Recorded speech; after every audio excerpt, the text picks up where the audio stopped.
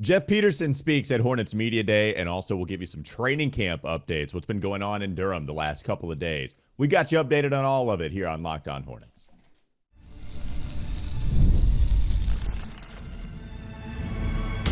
You are Locked On Hornets, your daily Charlotte Hornets podcast.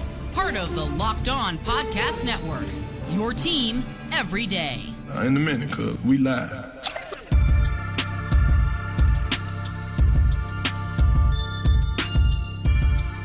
It's Locked On Hornets, part of the Locked On Podcast Network. It's your team every day. Thanks for making us your first listen. We're free. We're available anywhere you get your pods, and that includes YouTube. Today's episode is brought to you by good old FanDuel. You can start the season now with a big return on FanDuel. You can place your first $5 bet, and you'll get started with $200 in bonus bets guaranteed. Just visit FanDuel.com to get started. I'm Walker Mail. You can listen to me on WFNZ every weekday from 12 to 3. And there's Doug Branson. There's his substack, everyhornetsboxscore.com if you're checking us out on YouTube. And what I like when Doug does the weird faces, for one, but also when Doug broadcasts from home, there's always a new toy in the background that I get to pick out.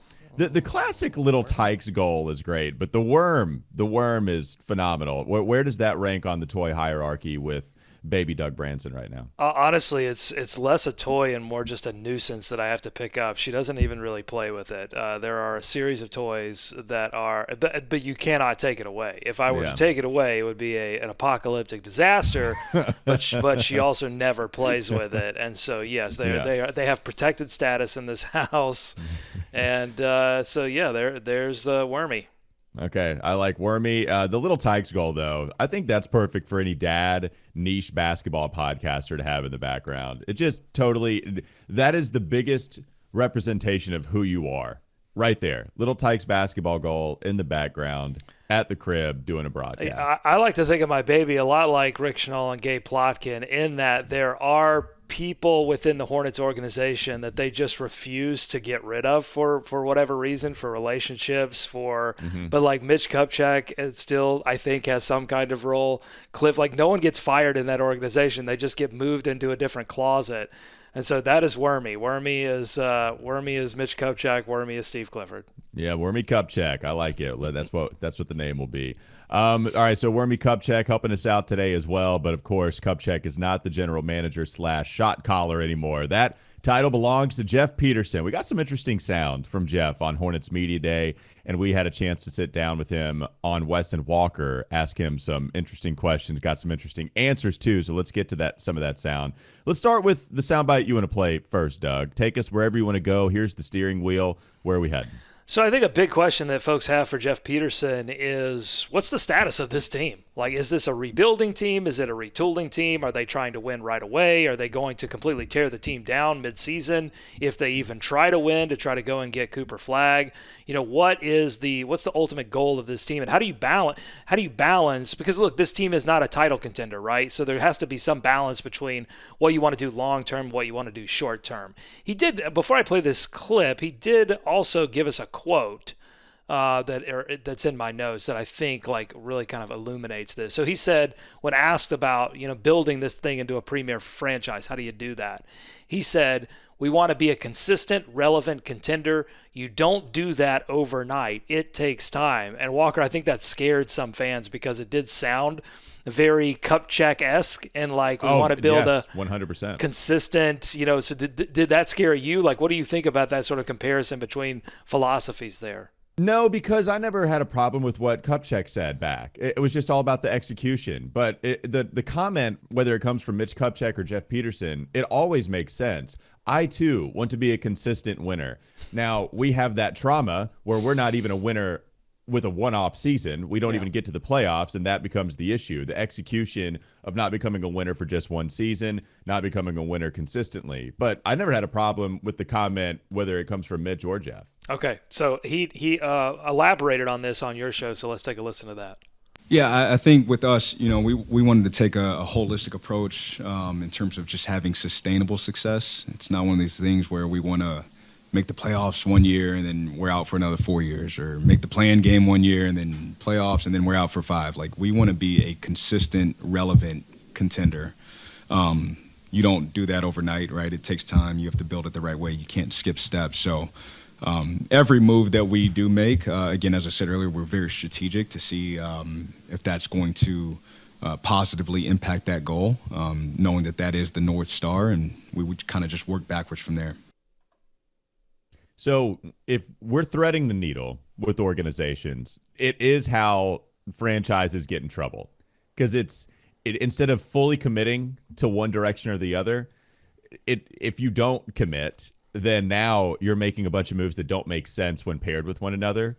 So with all of the things that Jeff Peterson has said correctly, with all of the good vibes that we've had surrounding Jeff, those do not go away whatsoever. But I am interested in how you're going to thread the needle, and I hope that it's not such a slim margin for error. I hope that you have maybe 80% one direction with just like holding on to a couple of pieces on the other side to help balance just a little bit. But what do you think about trying to play both sides here? Like, this is how franchises get in trouble, and yet maybe the Hornets are trying to do this as well.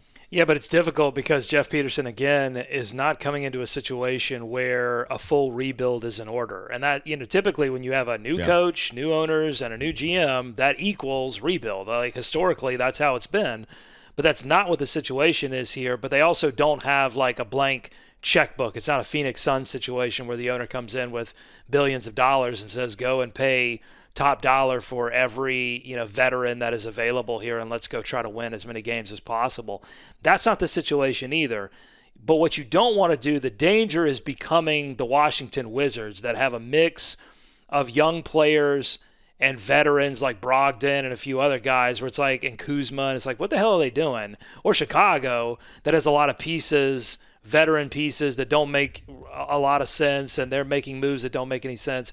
So like, you don't want to get stuck in that situation. So I feel for Jeff Peterson. And at the same time, like, I've looked at some of the moves that he's made, and I think they make sense within the context of trying to facilitate LaMelo Ball and Brandon Miller being better as players.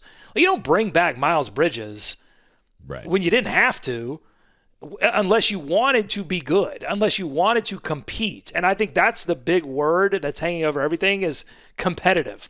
Like, you can be competitive this year and not win enough games to make a play in and still be in sort of lottery contention and have a lottery pick to play with when you go to the trades. So, like, I do think that they're focused on winning sooner rather than later, but they probably don't want to make the mistake of coming out and saying, yeah, we want to make the playoffs this year, and then everybody gets disappointed and goes, what the heck are these guys doing? Yeah, I don't think that there's been a problem with what Jeff Peterson has done this offseason, right? There's not a move I point to and say, man, I hate that move. So with everything he's done, he might be trying to tell you that we're playing for the long term and the short term, and it might just be a cliche thing to say, and so that's what he's telling you on the microphone. And in reality, it's what we're going to do is just, if we build smart move on top of smart move, then we'll end up in a good spot. That basically, if we individually do something smart and then we keep doing that, then ultimately you'll end up in a good place. And so that's hopefully what Jeff Peterson and this Hornets team is doing. And this can kind of lead us into what I know the soundbite that you want to play. They have to make a move eventually. And we saw Michael Jordan make his move all the way back in, 2014. And they got Lance Stevenson. Didn't work out. Then later made the move for Gordon Hayward. That didn't make out. I think you can make an argument that if either of those work out and either of those players make an all-star game, Michael Jordan might still be owning this team because he would have been re-engaged in a way that he wasn't towards the end. But, like, you have to take that risk eventually. And both of those risks, I think, that Jordan made were calculated risks, were risks that weren't, like, horribly criticized the moment they were made. Just neither of them worked out. So eventually, Peterson has to make his move. And that was my biggest criticism of Kupchak, and probably unfair criticism because, like, again, unless you have backing from the ownership group to go in and make those moves, it's tougher to make those moves as general manager unless you just quit. But, like, they never took the risk again after Gordon Hayward. Yeah, so it'll be interesting to see how they operate in season as well, while there's been so many questions around the Hornets being this year's Utah Jazz. Zach Lowe has brought that example up a couple times.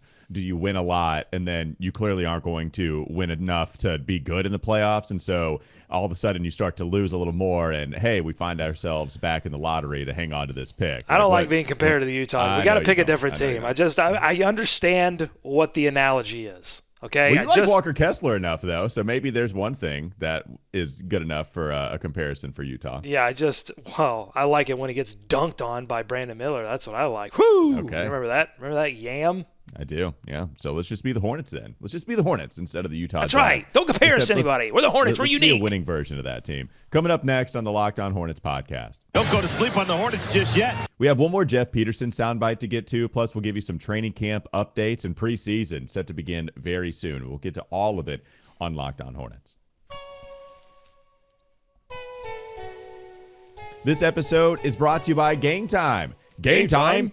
Game Time has a new feature called Game Time Picks that makes getting tickets for your favorite live events even easier. Game Time Picks filters out all the fluff to show you only incredible deals on great seats so you don't have to waste time searching through thousands of tickets. There are plenty of perks with Game Time. Game Time Picks has curation, which makes it easier to save more on sports, concerts, comedy, theater, you name it, not just sporting events. They give you seat views. You can get a panoramic view from your seat in the app before you buy. Plus, they give you a lowest price guarantee, or Game Time will credit you 110% of the difference. Take the guesswork out of buying tickets with Game Time. Download the Game Time app, create an account, use code LOCKEDONNBA for $20 off your first purchase. Terms apply. Again, create an account, redeem code LOCKEDONNBA, LOCKEDONNBA for $20 off. Download Game Time today. What time is it? Game time. More Locked On Hornets ahead. One more soundbite to get to with Jeff Peterson sitting down with us on the Hornets practice score. First interview, I think, one of the first that we had on Hornets Media Day. I asked him about the trade. And remember, he couldn't talk about the details as of that time. He said that at the podium, too, when asked about it. So I asked him just about the process, right? How does this happen? Why are the Hornets, why is Jeff Peterson the guy that is involved now as like this little outside team where all the focus is on the blockbuster player moving from one franchise to another? Klay Thompson going to Dallas, Cat going to New York. Why are the Hornets constantly just stealing some of the little pieces of fruit that drop along the way of this big haul? Jeff Peterson said this with the relationships that he's able to build, and that's why he's been able to be a part of a couple of these trades. Yeah, I think, again, you hit it on the head. Relationships, that's everything in this league. So, there's constant dialogues between myself and the other GMs and those decision makers around the league. And, I push our group, and they've done a tremendous job in pushing me as well in terms of, we have to turn over every rock and figure out how we can be better. And part of our kind of philosophy and approach has just been, let's just be very strategic and opportunistic when these situations present themselves, that we can partake in them. So, let's be in every deal. Let's be in every deal. Which, yes, you're quoting Scott Fitterer, and now people are twitching that might like the Panthers. But it's not making a deal where you're giving up the assets to add like veteran talent that helps you right now and doesn't help you long term.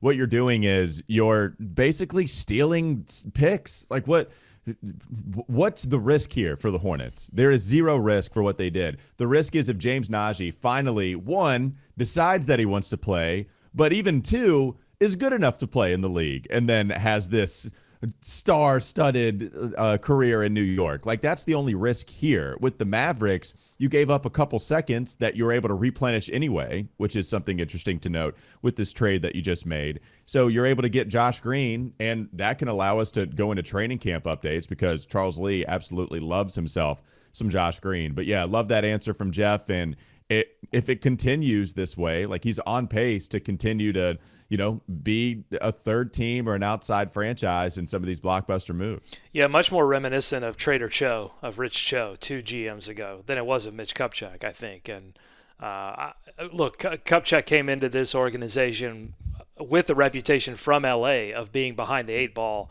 on the latest and greatest innovations of how you build a team. And so he already had that reputation, and I don't think that reputation changed much while it was here. He was part of discussions, but never really seriously in the discussions for Donovan Mitchell or some of these other cats. So again, for Jeff Peterson, hasn't made the big move yet, the risky move. Still waiting on that to make a judgment call. But yeah, good stuff. And he's only been here for 6 months, so we'll give you some time. We're impatient now. I won't. I'm ready to win, baby. All right, never mind. When the season starts, I expect big-time moves. Josh Green, he got a lot of praise. There are a lot of other comments coming from Charles Lee and other players in Durham right now, where the Hornets are hosting training camp. Where do you want to start, Doug? Yeah, I don't know if we talked about Josh Green yet, but Lee is lapping praise on this guy for just like the extra efforts on defense, the multiple efforts on defense, and his versatility. I think he made some comment about like when they watched the tape, they're like, how do we just not mess Josh Green up? Because he is doing everything that they want him to do. And offensively, they want to turn him more into a facilitator, a playmaker. We noted when they brought in Josh Green that his passing is good, particularly in transition, but he can also pass to the corner on a drive.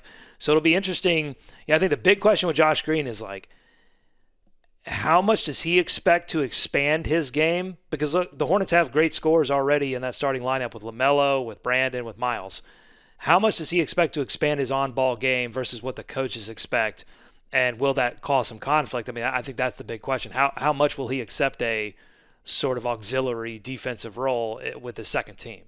We've heard nothing to the contrary. We've not heard anything about Josh Green being upset with his role. And it's the only role that we've seen him play, whatever team he's on, whether it be Dallas, however many forms of Dallas that he was on. We see it with Team Australia, where he, I guess infamously now, did not score a single point in some action. That's not what we mean. Josh, just to be clear, that's when we say auxiliary role, when we say we've got a lot of scores, we do not mean score 0 points. But this is why we've talked about, I mean, borderline exactly what Charles Lee has been saying with Jeff or with Josh Green, right? It's the fact that you almost did it again. We're going to need a fine dedicated to you calling Josh Green Jeff Green. That's right. Josh Green is the guy that they traded for. But this is what we've been talking about with Josh. They identified a player that is already doing what they want him to do with this team. They're not going out and banking on a different version of somebody that they signed. And this is what we discussed so many times, man. It's why I feel so comfortable with them going out and getting that guy, because we're not trying to make him into something he isn't. And some of the players eventually switching scenes, they do become a different basketball player. But that's not what the Hornets are banking on. They went out and they got a guy that's going to play defense, that does not need the basketball in his hands, that comes from a team with two really high usage backcourt players. And we just want him to cut. We want him to get out in transition. We want him to shoot open threes. Even if he was reluctant in Dallas, maybe you make certain tweaks where he doesn't get as trigger shy at the three-point line. But other than that, what else do you want him to do that he wasn't already doing in Dallas in terms of a role standpoint? Execution can be different, right? But in terms of role, I don't want him to do anything else. And I think that's how Charles Lee sees it. I think that's how Jeff Peterson sees it. And it's why I think he'll seamlessly fit into the starting lineup. And yeah, if you take Charles Lee and what he says for gospel, like he's a starter. There's no ifs, ands, or buts about it.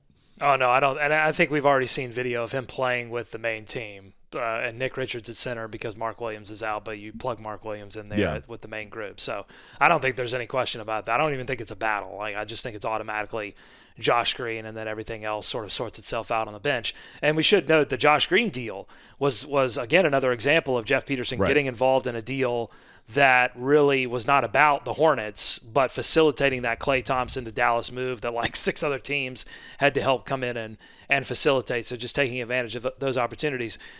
Coach Lee has not just praised Jeff Green, though. He has really been very. You did it. You said Jeff Green. Oh, see, you're in my head. Yes. Talk about wormy. Yes. You got a brain worm. I have RFK over here. I can't. Doug, get it right. Get it together. It's Josh Green. Please. All right. So Josh Green getting a lot of praise. So are the other Hornets. Coach Lee has been very positive in camp. My question is, when are we going to see Matt Lee? Like, when are we going to get? Because eventually Lee's got to come into one of these press conferences or one of these scrums, whether it's preseason or whatever, and say, "Hey, guys, didn't have it." We haven't seen that yet, so I'm curious. But he's certainly challenging guys. Like he's challenging the bigs nearly every time he talks to dominate the paint, and that's filtering through when you talk to Nick Richards, when you talk to Mark Williams. They're like, this guy wants us to dominate the paint. And I don't know about you, Walker, but I'm sensing this vibe just from media day and training camp so far that, and it's a little bit of speculation, but just me trying to read some tea leaves in these comments, and we'll see it in preseason this weekend. I just think that there's a simplification happening with the bigs in terms of what they're focused on and in terms of how they're going to play defensively. I wonder if we're going to see a lot more drop coverage, if we're going to see less trying to switch these guys on to guards or different things like that, and if it's just going to be more focused on anytime someone drives, we're going to stop that happening. That's just kind of the feeling that I'm getting. Well, no, I mean, it would make sense. It would make sense that that's going to be the case. I think, all right, so where does the complicated stuff fit in? I think the complicated stuff for Mark and Nick are going to be when you go off of your man to go roam and do it at the right time. You know, there might be some simplicity in just always sticking to principles within the Steve Clifford system as a rim protector. So perhaps there's something there where, like, Mark is just, it's going to be about feel. It's going to be about vibes with some of the decisions to go block a shot, but he has the freedom to what I think, Doug, is maybe to make some mistakes. Of course, you don't want too many, but you can only expect some mistakes, one, with the new system that Mark is learning, but also with you having this kind of freedom to make your own choices. So now, like, it might just take some time. Hopefully Mark is healthy for not this year, not only just next year, but years to come, with Charles Lee and him being able to wreak some havoc defensively. But yeah, I think we're going to have fun. I think there's going to be some more complicated stuff at times and also some simpler stuff at times, just like different scheme than Steve Clifford. I think you're onto something with the making mistakes part, because I think there's going to be a focus on getting to the spot early at the rim and really setting a reputation early in a game and maybe early in a season that when you come to play the Charlotte Hornets or the Charlotte Hornets come to play you're not getting to the rim. And the Hornets have actually been successful in recent history doing that. Like, if you go back to 2 years ago when Clifford first jumped on and you look at the numbers in terms of frequency of where teams were shooting against the Hornets were like top 3 in the league in denying the rim. Now, they had massive problems at defensive rebounding, turning the ball over, and fouling, and that killed their defense. They still finished 20th in defense, but they were denying the rim and they were denying threes, and then LaMelo and Mark got hurt and everything went to poop. But like before that, like Clifford had this team. Obviously, there were different pieces with Rozier and Oubre and Hayward, but had a function of this team playing defense at a high level. So it's not impossible to think that the Hornets could get back there with Charles Lee. And even with these, Josh Green, I think, is an upgrade defensively over Terry Rozier in some respects. So, I think it's possible, but I think there's going to be reputations, even if it means giving up a 3 in rotation sometimes. If you're early to the spot, particularly help guy, if you leave a guy open in the corner, I think Lee's going to be okay giving that up because I think he wants to set the reputation that, like, we're not going to give you free layups anymore. And that's the kind of basketball I like, too. Not giving anything easy at the rim. I mean, I know it's the classic three-point thing. You know, I don't think we'll undergo the James Borrego style where we're going to deny everything possible at the rim, and then we're going to have single-game franchise records for three-pointers hit against us frequently. I don't think that's going to be the case. No, I don't think so either. I think it's going to be an evolution, right? This is going to be a process. What you're going to see in preseason and early in the season will be different. Well, it might be because they might be more terrible if they decide to break the team down. But let's just say that everything goes right and everybody stays healthy and this team is actually a play-in contender and they leave it be at the trade deadline or they even upgrade it at the trade deadline. I think what you're going to see is an evolution of a team that does deny the rim at all costs early on and then works out, essentially, works inside out. I think that's what's going to happen here. All right, let's get to the last segment here. Coming up next on the Locked On Hornets podcast. Don't go to sleep on the Hornets just yet. Preseason just around the corner. We got to get through training camp. Then we'll get to preseason. We'll talk about some of the things we want to see there coming up next. LOH.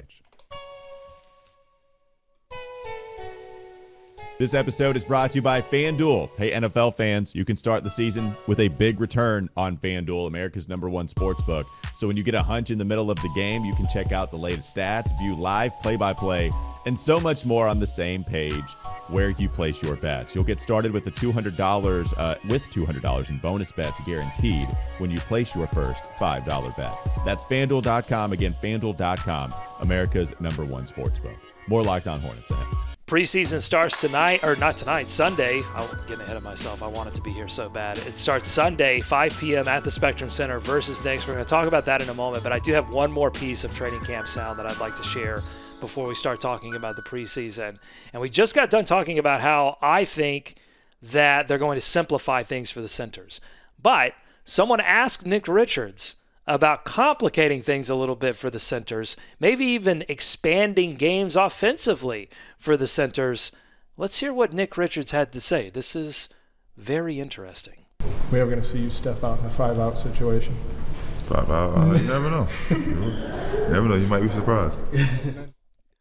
Oh, 5-out situation. Oh. You might be surprised. Wait a minute. Bushel season is back. He's hiding a shot in a bushel. I knew it. Okay. All righty. I mean, it's so funny to hear that Nick Richards essentially gave us nothing except for just like the slightest crack where Mark Williams, Charles Lee, they're telling you that Mark is going to be the shooter. And Nick says, you never know with me. We'll see. 5 out. Oh, my God. it's happening. It's happening. Everybody's shooting. Every single body is in range. As soon as they step foot in Spectrum Center, let it fly. Nick Richards, Mark Williams, doesn't matter. Let it fly. Maybe the preseason is the time to unleash that.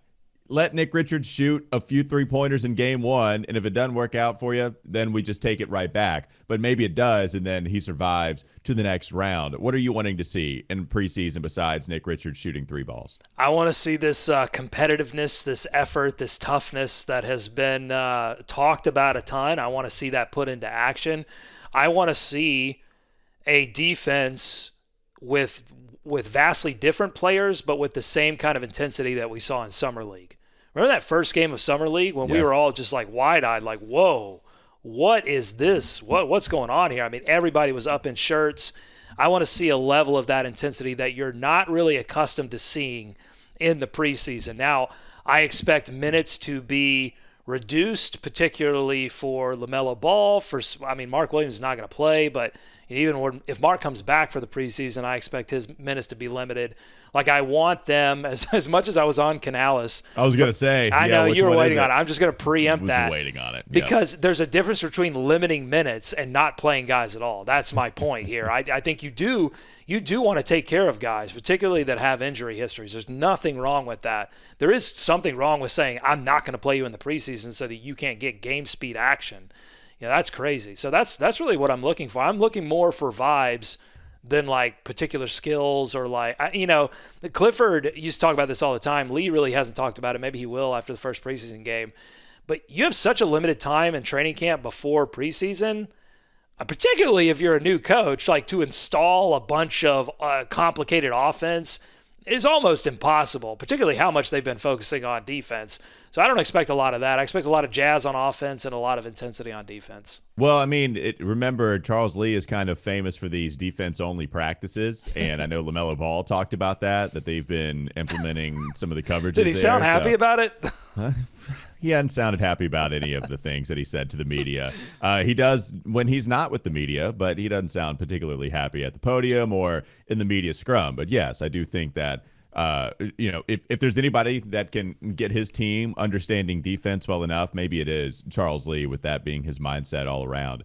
Yeah, I'm excited for preseason. I think for me, like, I go back to the players that show us something previously unexpected before the regular season starts. Yeah, of course I'm going to go back to this player, but PJ Washington was that guy when he was a rookie, right? What's unfortunate is we both don't think Tijon is going to play.